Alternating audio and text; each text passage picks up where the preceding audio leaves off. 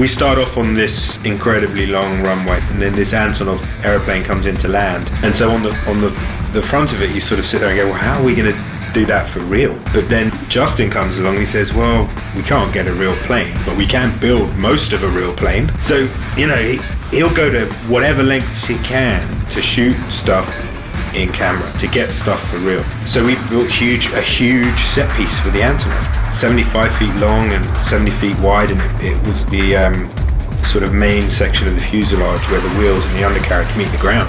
Obviously, whilst the plane is in the air, it has to be digital. There's no way to run cars fast enough to get alongside an airplane or to film with it safely. So, and then they had another set piece which formed the ramp at the back of the plane, because a lot of the action revolved around cars going in and out. So Justin was adamant that had to happen for real, and it had to be done at speed on the runway in the real location. And then the last set piece that they built was for the destruction.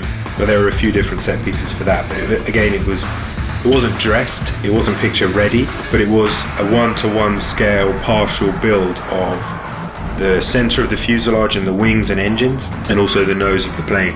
And then our special effects supervisor, Joss Williams, was able to basically run that down the runway, set it on fire, trigger explosions, and actually have the cars in camera running in front of it.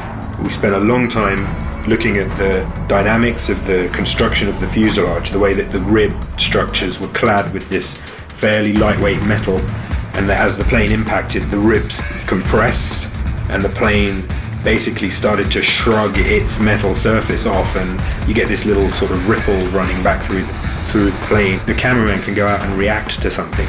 The DOP can go out and expose for the fire correctly. The stunt drivers that are in the cars are sort of driving for their lives, because they've basically got a 40-ton burning plane rig chasing them down the runway, and all that stuff adds to the realism, I think.